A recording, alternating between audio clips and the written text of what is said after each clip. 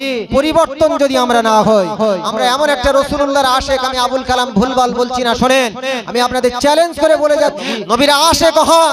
আমার আপনার দয়ার নবীর আশিক পৃথিবীর বুকে এমনও আছে জি, আজ পর্যন্ত রাসূলুল্লাহ 1400 বছর আগে পৃথিবীর বুক থেকে বিদায় নিয়ে চলে গেছে, কিন্তু রাসূলুল্লাহর বিরুদ্ধে আজও পর্যন্ত একটা কোনো বাজে বাক্য বলা হলে এই মুসলমানদের মধ্যে এমন আশিক আছে নিজের জান চলে যাবে, কলিজা কেটে দিতে হয়, তাও ভালো, কিন্তু রাসূলুল্লাহর বিরুদ্ধে কথা বললে তারা সইবে না। জোরে বলুন, এই জোরে বলা যাবে না, আরে জোরে বলা যাবে না সুবহানাল্লাহ, নারী তাকবীর। তার নাম তো আশিক জি, রাসূলুল্লাহর বিরুদ্ধে কথা বলবে, আর আজকে আমরা নিজেরা মুসলমান বলে দাবি করব জি।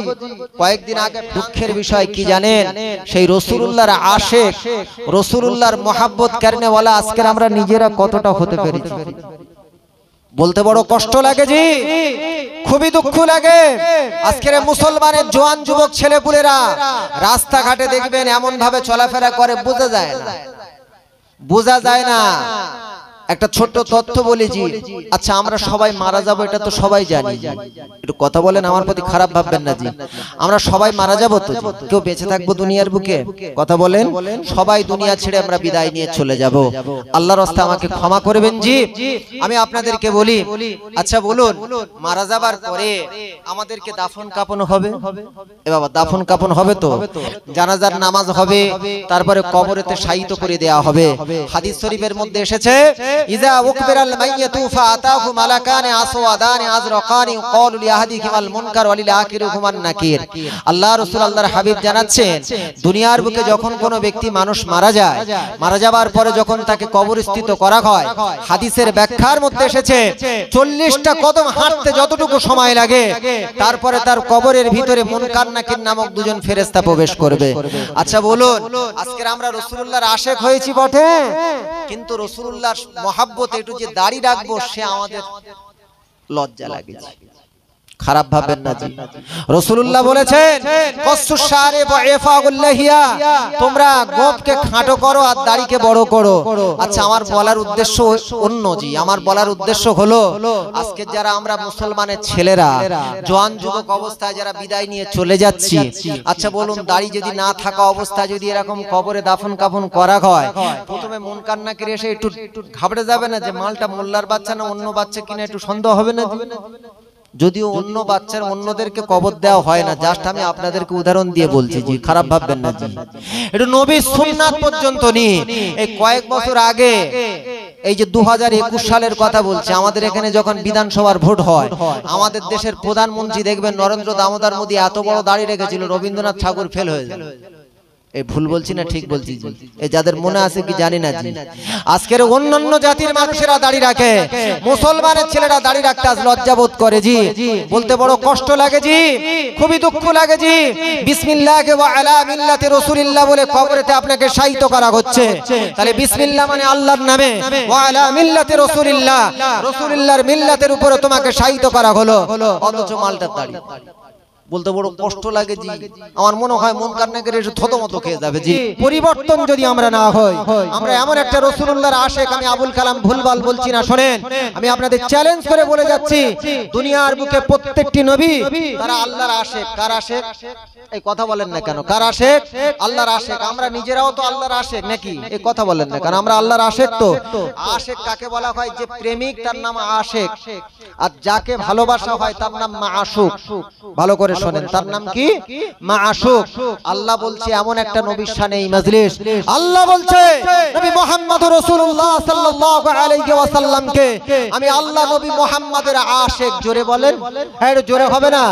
আল্লাহ নিজে বলছে নবী মুহাম্মদ আমি আল্লাহ আমার আশিক, আর আমি আল্লাহ নিজে নবী মুহাম্মাদের আশিক। জোরে বলেন। যদি বলেন কি উল্টো পাল্টা দলিল বলছি, না আমি মুসলমান, আমি আপনাদের কাছে সম্মানিত উপস্থিতি, উল্টো পাল্টা দলিল বলছি না। পবিত্র কোরআন খুলে দেখবেন, পবিত্র কোরআনের পারা নাম্বার 22 পৃষ্ঠা নাম্বার 5, সূরার নাম সূরাতুল আহজাব, আয়াত নাম্বার 56। আল্লাহ বলছে ইন্নাল্লাহা ওয়া মালাইকাতুহু ইউসাল্লুনা আলান নবী।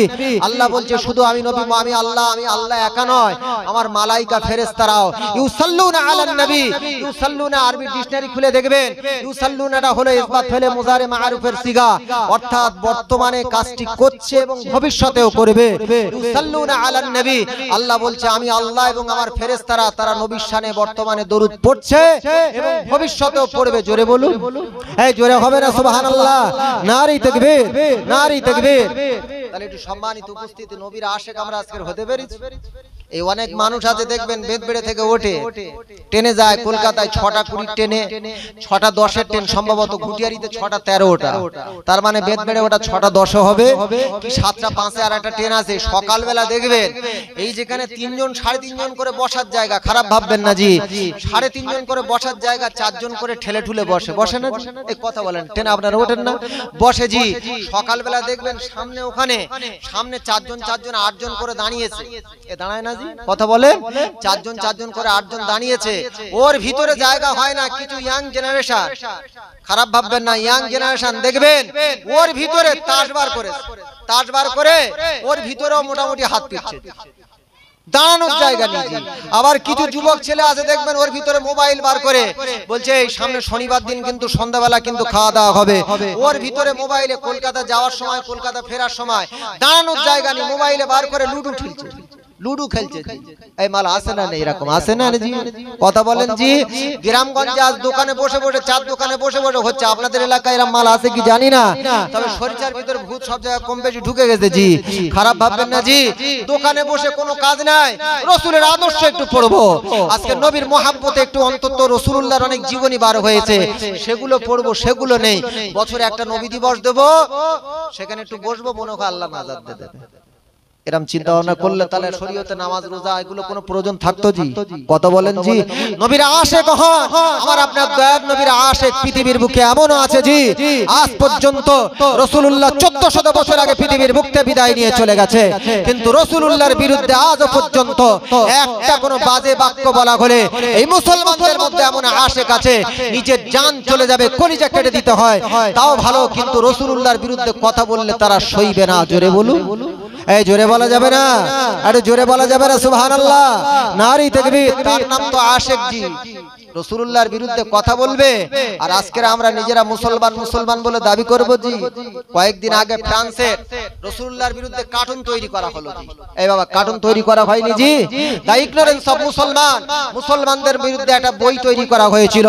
সেই মুসলমানদের সেখানে বিশ্বনবী মুহাম্মাদের বাজে চরিত্র দেখানো হয়েছে, সারা বিশ্বের মুসলমানরা সেখানে প্রতিবাদ করেছে, ঠিক না ভুল কথা বলেন জি?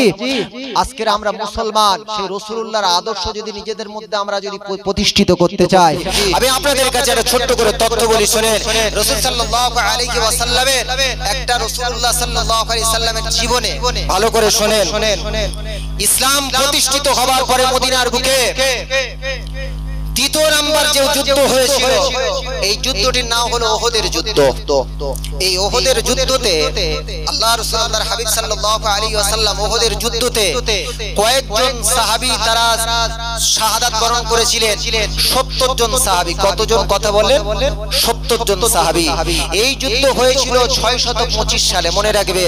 বর্তমানে চলছে 2024 সাল, আর এই যুদ্ধ হয়েছিল 625 সালে, তার মানে কম বেশি 1400 বছর আগে, তাই তো জি? কথা বলেন জি, 1400 বছর আগে। ভালো করে শুনেন, আমি আপনাদের কাছে এখানে তথ্য দিচ্ছি শুনেন। এই যুদ্ধেতে আল্লাহর রাসূল আল্লাহর হাবিব সাল্লাল্লাহু আলাইহি ওয়াসাল্লামের কপালেতে লোহার রিং প্রবেশ করেছিল, দন্ত মোবারকখানা পর্যন্ত শহীদ হয়ে গিয়েছিল। ভালো করে শুনেন, আমি আপনাদের কাছে যে তথ্য আমি আপনাদের কাছে বলছি, কোরআনের মধ্যে এসেছে হুরিমাত আলাইকুমুল মাইতাতু ওয়াদ-দামু ওয়া লাহমুল খিনজির। আল্লাহ পাক কোরআনের মধ্যে দিয়েছে, পবিত্র কোরআনের পারা নাম্বার 6 সূরার নাম সূরাতুল মাইদা, আয়াত নাম্বার 3 এর মধ্যে আল্লাহ পাক দিয়েছেন হুরিমাত আলাইকুমুল মাইতাতু ওয়াদ-দামু ওয়া লাহমুল খিনজির। আল্লাহ পাক দিয়েছেন ওই আয়াতের ভিতরে অনেকগুলো আল্লাহ পাক হারাম জিনিস বর্ণনা করেছে। একটা হলো মৃত জিনিস। ভালো করে শুনেন, রাসূলুল্লাহর প্রেমিক আশিক কারা ছিল? একটা জিনিস হলো মৃত প্রাণী হারাম করেছে, আর একটা হলো ওয়াদ-দাম মানে রক্ত আল্লাহ পাক হারাম করেছেন। এই রক্ত বলতে দামে মাসফু, যে রক্ত প্রবাহিত হয়। ভালো করে শুনেন। আর একটা হলো ওয়ালাহমুল খিনজির, আল্লাহ পাক বলেন কুকুরের গোশতও হারাম করেছেন। আচ্ছা বলুন, আমরা তাহলে মৃত জিনিস যদি হারাম হয়, ভালো করে শুনেন, মৃত জিনিস যদি হারাম হয় তাহলে মাছ আমরা বাজার থেকে কিনে আনি, ও মালটা মাছ, ও মৃত না যেন, বেশিরভাগ তো সব মৃত। এবার কথা বলেন, টাটকা মাছ আমরা পাই হাতে গোনা 2-1টা ছাড়া জি। মৃত তো হাদিস শরীফের মধ্যে এসেছে আল্লাহ রাসূল আল্লাহর হাবিব সাল্লাল্লাহু আলাইহি ওয়াসাল্লাম বলেছেন, ভালো করে শুনেন, আল্লাহ রাসূল আল্লাহর হাবিব সাল্লাল্লাহু আলাইহি ওয়াসাল্লাম বলেছেন উহিল্লাত লাকুম মাইতাতানে, আল্লাহ পাক তোমাদের জন্য দুটো মৃত জিনিসকে হালাল করেছে, একটা হলো আল জিরাদ আর একটা হলো ওয়াসামান, একটা হলো মাছ আর একটা হলো জিরাদ মানে হলো জারাদ মানে হলো বা জিরাদ মানে হলো টিট্টি, ফড়িংয়ের একটু বড় আকারের আগে দেখতে পাওয়া যেত, এখন আর দেখতে পাওয়া যায় না, পঙ্গপাল টিট্টি বলা হয়, আর একটা হলো মাছ। এই দুটো জিনিসকে আল্লাহ পাক মৃত জিনিস তবু কিন্তু হালাল করেছে, জোরে বলুন সুবহানাল্লাহ। তবে এর মধ্যে আবার মশলা আছে, যে মাছগুলো পুকুরে মরে ভেসে ওঠে চিত হয়ে তাকে তফি বলা হয়, এই মাছগুলো খাওয়ার নিষেধ আছে। ভালো করে শোনেন, সম্মানিত উপস্থিতি, আমি আপনাদের কাছে আরেকটু তথ্য বলি শোনেন। আর দুটো হলো ওয়াম্মাদ দামান, আর দুটো রক্ত আল্লাহ পাক হালাল করেছেন, একটা হলো আল কাবিদ আর একটা হলো ওয়াত্তিহাল। কাবিদ মানে হলো কলিজা, কলিজা তো রক্তপিণ্ড, কলিজাকে আল্লাহ হালাল করেছে। ওয়াত্তিহাল মানে হলো প্লিহা, আমরা পিলে বলি, এটাও রক্তপিণ্ড। এই দুটো জিনিস কিন্তু হালাল করেছে, ভালো করে শোনেন। কিন্তু দামে মানুষের রক্ত কেটে গেলে যে রক্ত প্রবাহিত হয় বা কোনো প্রাণী জবাই করলে যে রক্ত প্রবাহিত হয়, এই রক্ত কিন্তু খাওয়া হারাম, ভালো করে শোনেন। আল্লাহ রাসূল আল্লাহর হাবিব সাল্লাল্লাহু আলাইহি ওয়াসাল্লাম, ঘটনাটি এসেছে বিশ্ববিখ্যাত একজন পণ্ডিত মানুষ, ভারতবর্ষের অন্যতম মুহাদ্দিস, নাম হলো হযরত আব্দুল হক মুহাদ্দিস দেহলভী রাহমাতুল্লাহ আলাইহি। তার কিতাবের মধ্যে এসেছে, কিতাবটির নাম হলো মাদারিজুন নবুয়াত। এই কিতাবের মধ্যে এসেছে রাসূলুল্লাহর শানে তিনি একটা কিতাব লিখেছেন, কিতাবটির নাম হলো মাদারিজুন নবুয়াত। এই কিতাবের মধ্যে এসেছে উহুদের যুদ্ধে আল্লাহ রাসূল আল্লাহর হাবিব সাল্লাল্লাহু আলাইহি ওয়াসাল্লাম যখন লোহার রিং কপালের মধ্যে প্রবেশ করলো, তখন রাসূলুল্লাহ সাল্লাল্লাহু আলাইহি ওয়াসাল্লামের কপাল থেকে রক্ত ঝরে ঝরে ঝরে ঝরে ঝরে যেন জমিনের বুকে পড়ে যাওয়ার মতন অবস্থা হয়ে যায়। রাসূলুল্লাহ সাল্লাল্লাহু আলাইহি ওয়াসাল্লামের সাহাবী, একজন সাহাবী ছিলেন, সাহাবীটির নাম হলো হযরত মালিক ইবনে সিনান, নামটা মনে রেখে দেবেন, সাহাবীটির নাম হলো মালিক ইবনে সিনান। এই মালিক ইবনে সিনান রাসূলুল্লাহকে এত মহব্বত করেন, এত ভালোবাসেন, তিনি চিন্তা করলেন দয়ার রাসূল বিশ্বনবী সাল্লাল্লাহু আলাইহি ওয়াসাল্লামের রক্ত যদি জমিনে পড়ে যায়, আমি মালিক ইবনে সিনান আমার যেন মনে হয় এই জমিনের বুকে একটা কোন উদ্ভিদ আর উৎপন্ন হবে না। আমি মালিক ইবনে সিনান রাসূলুল্লাহর রক্তকে আমি জমিনের বুকে এমন করে ফেলতে দিতে পারি না। আল্লাহ রাসূল আল্লাহর হাবিবের রক্তটা হাতে করে ধরে নিয়ে ওই মালিক ইবনে সিনান এমন করে চুষতে শুরু করে দিয়েছে। ওই মালিক ইবনে সিনান আল্লাহ রাসূল আল্লাহর হাবিবের রক্তটা চুষে চুষে তিনি খেয়ে নেয়। মালিক ইবনে সিনান তিনি রাসূলুল্লাহর রক্তটা যখন খেয়ে নিয়েছে, এই যখন যুদ্ধ সমাপ্ত হয়ে গেল, এই মালিক ইবনে সিনানের কথাটা আল্লাহ রাসূল আল্লাহর হাবিব সাল্লাল্লাহু আলাইহি ওয়াসাল্লাম যখন জ্ঞান ফিরল, জ্ঞান ফেরার পরে আল্লাহ রাসূল আল্লাহর হাবিব সাল্লাল্লাহু আলাইহি ওয়াসাল্লামের কাছে এই তথ্যটা জানানো হলো, ইয়া রাসূলুল্লাহ, ইয়া হাবিবাল্লাহ, আপনার শরীর থেকে যে রক্ত ঝরে গিয়েছে, এই রক্তটা মালিক ইবনে সিনান আপনার একজন সাহাবী, এই মালিক ইবনে সিনান তিনি কিন্তু এই রক্ত তিনি চুষে চুষে খেয়ে ফেলেছে। ইয়া রাসূলুল্লাহ, এখন মালিক ইবনে সিনানের অবস্থা কি হবে আপনি বলুন। আল্লাহ রাসূল আল্লাহর হাবিব বলছেন, ও সাহাবীরা তোমরা শোনো, আমি রাসূলুল্লাহ জানাচ্ছি, মান সাররাহু আইয়ানজুর ইলা রাজুলিন মিন আহলিল জান্নাহ ফালিয়ানজুর ইলা গাদা। যে মালিক ইবনে সিনান আমি রাসূলুল্লাহ আমার মহব্বতে আমার রক্ত জমিনের বুকে পড়তে না দিয়ে আমি মালিক, আমার সাহাবী মালিক ইবনে সিনান আমার পবিত্র রক্তকে যে চুষে চুষে খেয়ে নিয়েছে, আমার আল্লাহ পাক জিবরিল আমিনের মাধ্যমে আমাকে জানিয়ে দিয়েছে, ওই মালিক ইবনে সিনানকে আমার আল্লাহ তাআলা আমি রাসূলুল্লাহ আমাকে মহব্বত করার কারণে, আমার রক্তকে সম্মান দেওয়ার কারণে আমার আল্লাহ তাআলা তাকে জান্নাতি হিসেবে নামটা তারা লিখে দিয়েছে। দুনিয়ার বুকে যদি তোমরা কোন জান্নাতি ব্যক্তিকে দেখে যদি তোমরা খুশি হতে চাও, মান সাররাহু আইয়ানজুর ইলা রাজুলিন মিন আহলিল জান্নাহ ফালিয়ানজুর ইলা গাদা, তোমরা এই মালিক ইবনে সিনানকে তোমরা জান্নাতি হিসেবে দেখে নাও। জোরে বলা যাবে না? আর একটু জোরে বলা যাবে না সুবহানাল্লাহ? রাসূলুল্লাহর আশিক কেমন ছিল দেখেছে আল্লাহ রাসূল আল্লাহর হাবিব সাল্লাল্লাহু আলাইহি ওয়াসাল্লাম। এই উহুদের যুদ্ধে আরেকজন সাহাবীর কথা আমি আপনাদের বলি শুনুন। সাহাবীটির নাম হলো হযরত সাআদ ইবনে রবি, মনে রাখবেন জি।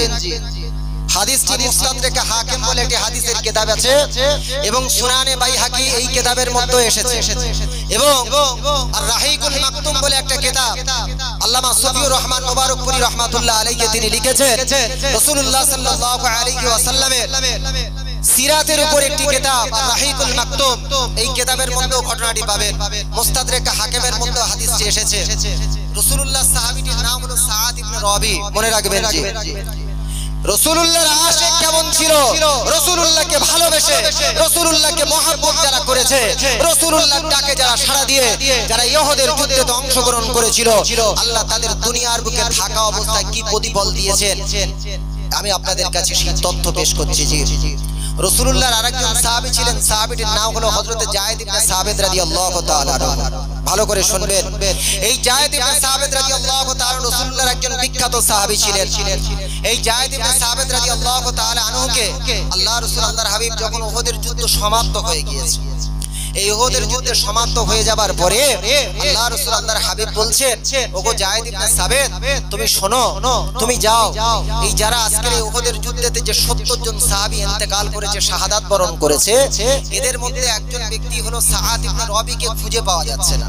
এই সাআদ ইবনে রবির কাছে তুমি যাও, তার কাছে গিয়ে তুমি কি করবে, পাক রাউবু মিন্নি সালাম, আমি রাসূলুল্লাহ আমার তুমি যদি দেখতে পাও, যদি তাকে তুমি দেখতে পাও, ইন রাআইতুহু, যদি তুমি তাকে দেখতে পাও, পাক রাউবু মিন্নি সালাম, আমি রাসূলুল্লাহ আমার তরফ থেকে তাকে সালাম জানাবে। জোরে বলুন সুবহানাল্লাহ।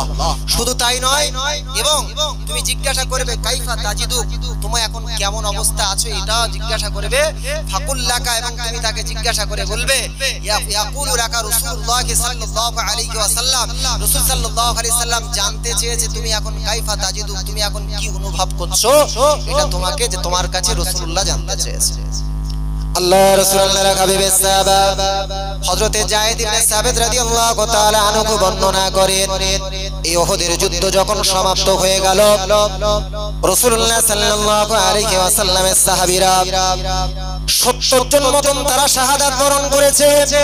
আমি যায়েদ ইবনে সাবিত রাদিয়াল্লাহু তাআলা আনহু সেই সমস্ত লাশের মধ্য থেকে আমি সাআদ ইবনে রবিকে খোঁজাখুঁজি করতে লাগলাম। সাআদ ইবনে রবিকে অবশেষে আমি খুঁজে পেলাম। খুঁজে পেয়ে দেখলাম ওয়া ফি আখিরি রামাকিন, একেবারে তিনি শেষ মুমূর্ষ অবস্থায় হয়ে রয়েছে।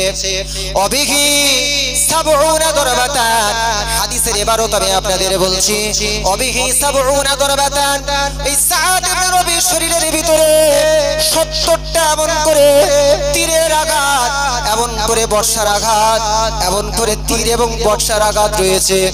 এই সাআদ ইবনে রবির গায়েতে 70টা 70 দরবাতান, 70টা আঘাত রয়েছে। আমি কিন্তু সাআদ ইবনে রবিকে দেখতে পেলাম তিনি একেবারে শেষ মুমূর্ষ অবস্থায় পৌঁছে গিয়েছে।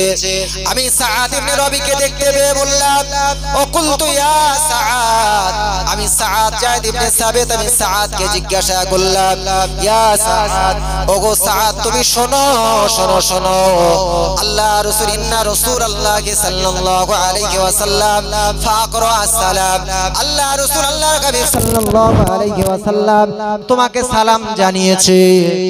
আল্লাহ রাসূল আল্লাহর হাবিব সাল্লাল্লাহু আলাইহি ওয়াসাল্লাম তোমাকে সালাম দিয়েছে। শুধু তাই নয়, অক্ষপিরিনী তুমি আমাকে সংবাদ দাও, বিমা তাজিদু, তুমি এখন কি অবস্থা আছো, তোমার কেমন তুমি অনুভব করছো। ওই সাআদ ইবনে রবি বলছেন, ওগো যায়েদ ইবনে সাবিত, আল্লাহ রাসূলের অন্যতম সাহাবী, তুমি শোনো, আমার তরফ থেকে আলা রাসূলিল্লাহি সালাম, আমার তরফ থেকে রাসূলুল্লাহকে তুমি সালাম জানাবে। আচ্ছা বলুন, একটা মানুষ 70টা তীরের আঘাত, বর্ষার আঘাত পেও সে রাসূলুল্লাহকে সালাম দিতে পর্যন্ত ভুলল না। সে বলছে আলা রাসূলিল্লাহি সালাম, আমি উহুদের প্রান্তরে, ওগো যায়েদ ইবনে সাবিত তুমি শোনো, আর কিছুক্ষণের মধ্যে মনে হয় আমি সাআদ ইবনে রবি আমার জানটা আবার হয়ে যাবে। ওগো যায়েদ ইবনে সাবিত তুমি শোনো, আলা রাসূলিল্লাহি সালাম ওয়া আলাইকাস সালাম, রাসূলুল্লাহকে তুমি আমার তরফ থেকে জীবনের শেষবারের মতন সালামটা পৌঁছে দেবে। ওয়া আলাইকাস সালাম, রাসূলুল্লাহ সালাম যেহেতু তুমি আমার কাছে নিয়ে এসেছো, আবাদকে আমি তোমাকেও সালাম পেশ করছি। কুল্লাহু ইয়া রাসূলুল্লাহ, রাসূলুল্লাহর কাছে গিয়ে তুমি বলবে আজিদুনি আজিদারিগাল জান্নাহ, রাসূলুল্লাহর কাছে গিয়ে বলবে আমি সাআদ ইবনে রবি সারা জীবন রাসূলুল্লাহর ইত্তেবা করার কারণেতে, রাসূলুল্লাহর ইতাআত করার কারণেতে, রাসূলুল্লাহর ডাকে সাড়া দিয়ে উহুদের যুদ্ধে অংশগ্রহণ করার কারণেতে এই উহুদের প্রান্তর থেকে আজিদুনি আজিদারিগাল জান্নাহ, আমি জান্নাতের সুগন্ধি এই উহুদের প্রান্তর থেকে পাচ্ছি। একটু জোরে বলা যাবে সুবহানাল্লাহ, নারী তাকবীর, নারী তাকবীর। তাহলে উহুদের যুদ্ধেতে রাসূল সাল্লাল্লাহু আলাইহি ওয়াসাল্লামের রক্ত চুষে নেবার কারণেতে মালিক ইবনে সিনান তিনি জান্নাতি সংবাদ পেলেন দুনিয়ার বুকে বেঁচে থাকা অবস্থায়। এই সাআদ ইবনে রবি রাসূলুল্লাহ সাল্লাল্লাহু আলাইহি ওয়াসাল্লামের সাহাবী, তিনি 70টি আঘাতপ্রাপ্ত হয়েছিলেন। তিনি বলছেন আজিদু রিহাল জান্নাত, আমি এই উহুদের প্রান্তর থেকে এখান থেকে ও যায়েদ ইবনে সাবিত তুমি শোনো, আমি জান্নাতের মিশকে আম্বারের সুগন্ধি পাচ্ছি। জোরে বলুন সুবহানাল্লাহ। আর একটু জোরে বলা যাবে না সুবহানাল্লাহ? আর একটু জোরে বলা যাবে না সুবহানাল্লাহ? উত্তর ডেভিসাবাদের সর্দারপাড়া জামে মসজিদের বিশ্বনবী দিবস, উত্তর ডেভিসাবাদের সর্দারপাড়া জামে মসজিদের বিশ্বনবী দিবস, নারী তাকবীর। আচ্ছা বলুন, তাহলে রাসূল সাল্লাল্লাহু আলাইহি ওয়াসাল্লামকে ইত্তেবা করার কারণে, অনুসরণ করার কারণেতে দুনিয়ার বুক থেকে তারা জান্নাতি সার্টিফিকেট পেয়েছিলেন। জোরে বলুন সুবহানাল্লাহ। উচ্চ স্বরে দরুদ শরীফ আল্লাহুম্মা